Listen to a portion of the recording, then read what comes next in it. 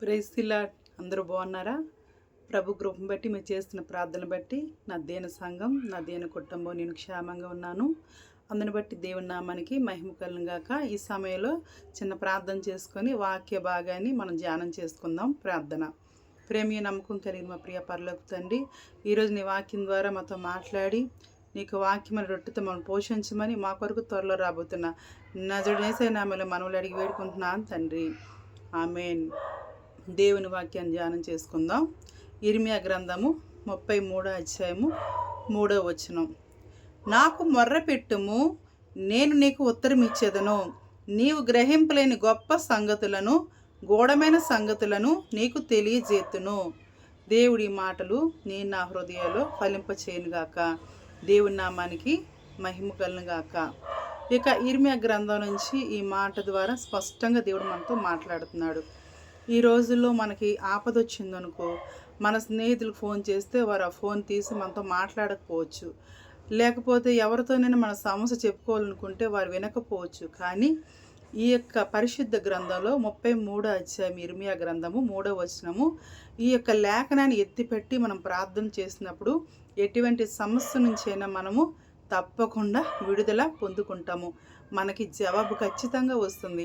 ఇది బైబిల్ గ్రంథంలో ఈ వాక్యము ప్రభువుకి మనకి ఫోన్ నెంబర్ లాంటిదనమాట. ఇక మరి వచనం ద్వారా మనం ఎత్తిపెట్టి మనం ప్రార్థన చేసినప్పుడు మన ప్రార్థనకి గొప్ప జవాబును మనం తప్పకుండా పొందుకుంటాం. నా జీవితంలో నేను వ్యక్తిగతంగా ఎక్కువగా ప్రార్థన చేస్తున్నప్పుడు ఎక్కువగా ఈ మాటని ధ్యానం చేస్తూ ఉంటా.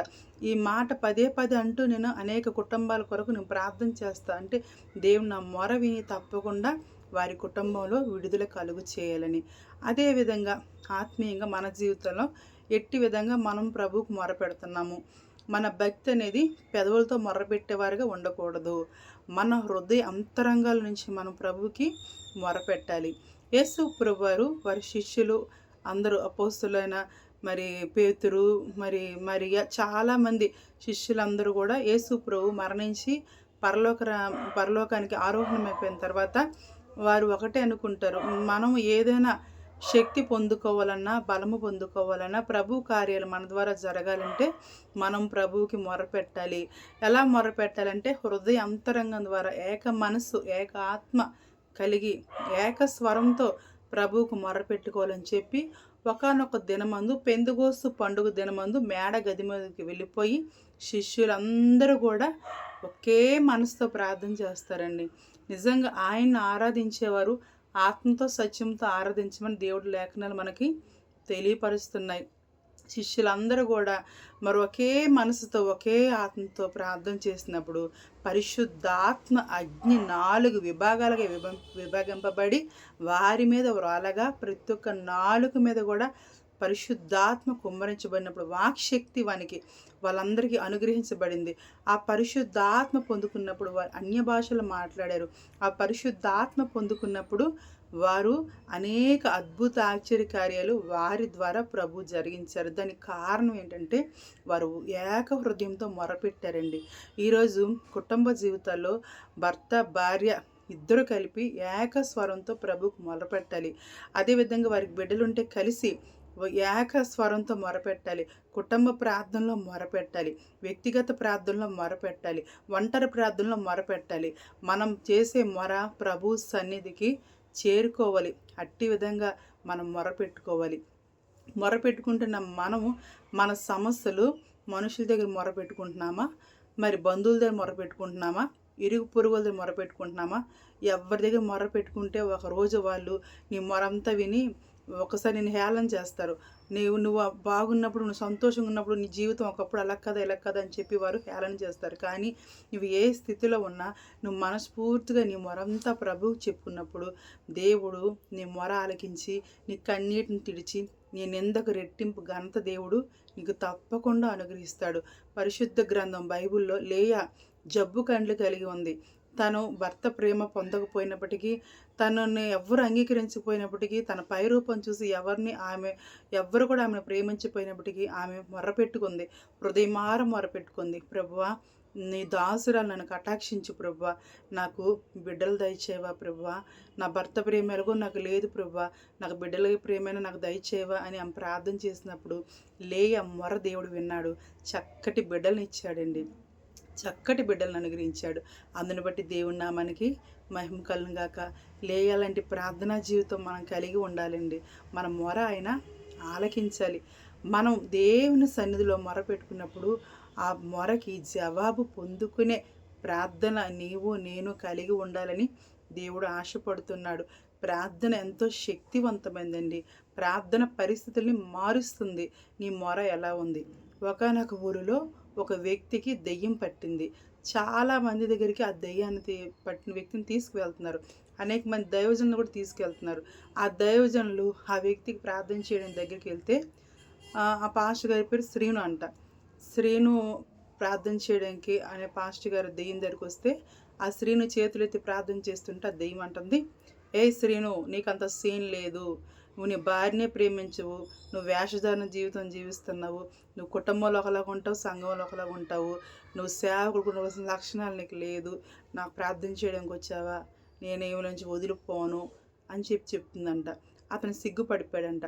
ఈ విషయం చాలామంది తెలిసి అటువంటి బలహీనతలు ఎవరున్నారు, ఎవరు ప్రార్థన చేయడానికి ముందుకు రావట్లేదు ఆ దెయ్యం పట్టిన వ్యక్తికి ప్రార్థన చేయడానికి. ఇలా గడుస్తూ ఉండగా ఒకనొక సమయంలో ఒక పట్టణంలో ఒక మీటింగ్ జరుగుతుంది. అక్కడ మంచి పరిశుద్ధాత్మతో నింపబడిన ఒక దైవజనుడు వాక్యం చెప్తున్నాడు. అక్కడికి దెయ్యం పట్టిన వ్యక్తిని ఇంట్లో వాళ్ళు తీసుకెళ్లారు.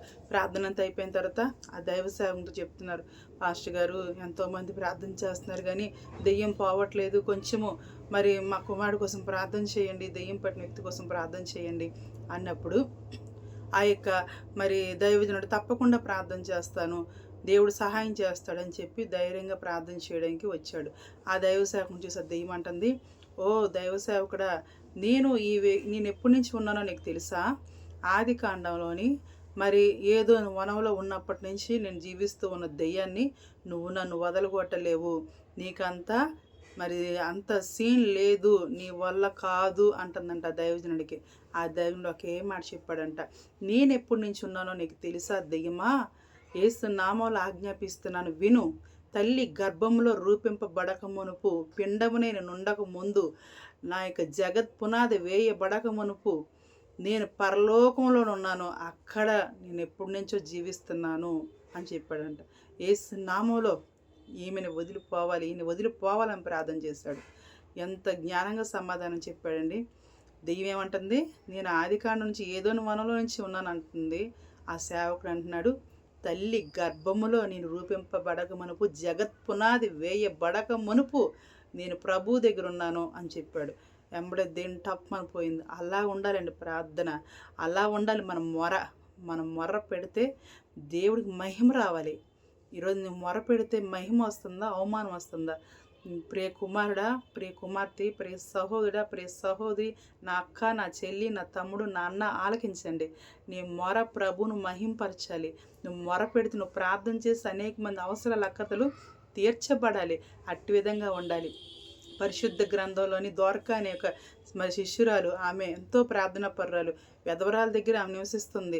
ఆమె విధవరాలకు బట్టలు కొడుతుంది, మరి ఎంతోమందిని ప్రేమిస్తుంది, వాళ్ళ మధ్య మంచి సాక్ష్యం పొందుకుంది. ఆ బిడ్డ మంచి ప్రార్థనా పర్రాలు. ఆమె ఒకరోజు కాయలా పడి మరణించినప్పుడు అక్కడ ఉన్న వాళ్ళందరూ కూడా ఎప్పేకి మరి పేతురు గారిని పంపించి పిలిపించుకొని ఈ కుమార్తె మరి చనిపోయింది అని వాళ్ళు ఏడుస్తున్నారంట. ఆమె ఎంత మరి సాక్ష్య జీవితం కలిగి ఉందండి. ఈరోజు క్రైస్తవులుగా మనకు సాక్ష్యం ఉందా? మన ప్రార్థన అనేక మందిని మార్చే సాక్ష్యం మనలో ఉందా? అసలు మన ఇంటి వరకు మనపై నమ్మకం ఉందా? మన ఇరుగు పొరుగు వరకు మన మీద నమ్మకం ఉందా? నమ్మకం లేకపోతే ఈరోజు ఆ నమ్మకత్వాన్ని ప్రార్థన ద్వారా, నీ మొర ద్వారా తిరిగి నువ్వు పొందుకోమని దేవుడు మనతో స్పష్టంగా తెలియజేస్తున్నాడండి. మనం మొర పెట్టాలండి. మనం మొర పెడితే దేవుడు తప్పకుండా అయినా కార్యం చేస్తాడండి. మనం ఎటువంటి పరిస్థితిలో ఉన్నా దేవుడు కార్యం చేస్తాడు.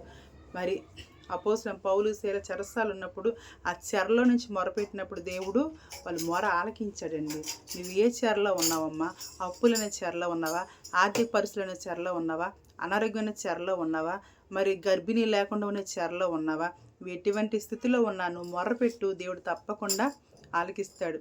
చెర నుండి నేను మొర్రపెట్టగా, చెర నుండి నేను మొర్రపెట్టగా, పరము నుండి నాకు తరమిచ్చెను, పరము నుండి నాకు తరమిచ్చెను. ఆనందమే మహదానందమే, ఆనందమే మహదానందమే, ఆశ్చర్యకరుడు యేసుండు, ఆశ్చర్యకరుడు యేసుండు. నా పాపములను క్షమించెను, నా శోకములను తొలగించెను, నా పాపములను క్షమించెను, నా రోగములను భరించెను. ఊహకు మించిన కార్యములం, ఊహకు మించిన కార్యములం, గూఢమైన గొప్ప సంగతులం, గూఢమైన గొప్ప సంగతులం. ఆనందమే మహదానందమే, ఆనందమే మహదానందమే, ఆశ్చర్యకరుడు యేసుండు, ఆశ్చర్యకరుడు యేసుండు. నా పాపములను క్షమించెను, నా రోగములను భరించెను. మన పాపములు భరించడానికి యేసయ్య ఈ లోకానికి వచ్చాడండి. మన రోగాలు భరించడానికి ఆయన ఈ లోకానికి వచ్చాడండి. నా నిమిత్తం ఆయన ప్రాణం పణంగా పెట్టాడండి. యేసయ్య ఎంతో గొప్ప దేవుడండి. అటువంటి దేవుడు నమ్ముకున్న మనం, ఆయన అనేక మందికి ప్రార్థన చేసినప్పుడు ఎంతోమంది విడుదల పొందుకున్నారు, గుడ్డివారు చూపు పొందుకున్నారు, మగవారు మాట్లాడారు, చెవిటివారు వినగలిగారు, కుష్టివారు స్వస్థపరచబడ్డారు. ఆయన మాటలో శక్తి ఉంది, ఆయన ఉమ్ములో శక్తి ఉంది, ఆయన చూపులో శక్తి ఉంది, ఆయన వస్త్రంలో శక్తి ఉందండి. ఆయన ఎంతో ప్రభావం కలిగిన దేవుడు. అటువంటి దేవుడు నమ్ముకున్న మనం మొర ప్రభు సన్నిధికి చేరే విధంగా ఉండాలి. ఇశ్రాయేలు ప్రజలు ఎంతో శ్రమల్లో, ఇబ్బంది కొలుములో, ఇనుము కొలుములో వేదన పడుతూ మొర పెడితే దేవుడు మొర ఆలకించాడు. ఎవరిని జ్ఞాపకం చేసుకున్నాడు తెలుసా? అబ్రహామును, ఇస్సాకును, యాకోబును జ్ఞాపకం చేసుకున్నాడు. ఈరోజు మరి మొరపెట్టినప్పుడు, నువ్వు మొరపెట్టినప్పుడు నిన్ను బట్టి ఎవరిని జ్ఞాపకం చేసుకోవాలి? ఇశ్రాయేలు ప్రజలను బట్టి అబ్రహాం, ఇస్సాకు, యాకోబును మొరపెట్టుకున్నాడు. వాళ్ళని జ్ఞాపకం చేసుకున్నాడు దేవుడు. ఈరోజు నువ్వు మొరపెడుతున్నప్పుడు నీ కుటుంబంలో ప్రార్థనా పరులు ఉన్నారా? లేరా? నీకు లేకపోయినా పర్వాలేదు. నీ సంఘంలో నీ దైవ సేవకు నీ కొరకు మొరపెడతాడు, దైవ సేవకు నీ కొరకు మొరపెడుతుంది. వారిని జ్ఞాపకం చేసుకున్న దేవుడు నిన్ను కరుణిస్తాడు, తప్పకుండా కరుణిస్తాడమ్మా. ఈరోజు మనం మొర ప్రభు సన్నిధికి చేరాలి, ధూపం వలె చేరాలి. దేవుడు తప్పకుండా మొర ఆలకిస్తాడు. ఈ వాగ్దానం ఎత్తిపట్టి ప్రార్థన చేయండి. నువ్వు ఏ పరిస్థితిలో ఉన్నా నీ పరిస్థితి మార్చగలిగిన దేవుడు యేసు ప్రభువారు ఒక్కరే. నాకు మొర్ర పెట్టుము, నేను నీకు ఉత్తరం ఇచ్చేదను, నీవు గ్రహింపలేని గొప్ప కార్యములు, గూఢమైన సంగతులను నేను నీకు తెలియజేస్తున్నాను సెలవిస్తున్నాడు. ప్రియ సహోదరి, ప్రియ సహోదరుడా, ప్రియ తమ్ముడా, ప్రియ అన్న, ఈ మాట, ఈ వాగ్దానం నీ జీవితంలో ఎత్తిపట్టి ప్రార్థించే, నీ జీవితంలో కార్యం జరగకపోతే నన్ను అడగండి. తప్పకుండా దేవుడు నా జీవితంలో ఎన్నో అద్భుతాలు చేశాడు, ఎన్నో ఆశ్చర్యకార్యాలు చేశాడు. నాకు అసాధ్యమైనవి దేవుడు సాధ్యంగా చేశాడు. నీ జీవితంలో కూడా అట్టి కార్యాలు చేయడానికి ఆయన నమ్మదగిన దేవుడు అండి. వాగ్దానం చేసిన దేవుడు నమ్మదగిన దేవుడు. ఆకాశం భూమి గతించిపోతాయి కానీ పరిశుద్ధ గ్రంథంలో వాక్యం ఎప్పుడు గతించవు. ఆయన నమ్మదగిన దేవుడు. ఈరోజు ఆయనకి మొరపెట్టు, ఆయనకి వేడుకో, తప్పకుండా దేవుడిని ప్రార్థనకి జవాబిస్తాడు. నీ జీవితంలో మార్పు కలుగు చేస్తాడు. దేవుడి కొద్ది మాటలు దీవించిన గాక. ఆమేన్. ప్రార్థన. ప్రేమ నమ్మకం కలిగిన ప్రియ పరలోక తండ్రి, మీ ఇచ్చిన మాటలు మా హృదయాల్లో నీరు కట్టి ఫలింపు చేసి నా మహింపరుచుకోమని మా కొరకు త్వరలో రాబోతున్నా నా జడేసే నామలు మనవులు అడిగి పెట్టుకుంటున్నాను తండ్రి. ఆమేన్, ఆమేన్, ఆమేన్. Praise the lord.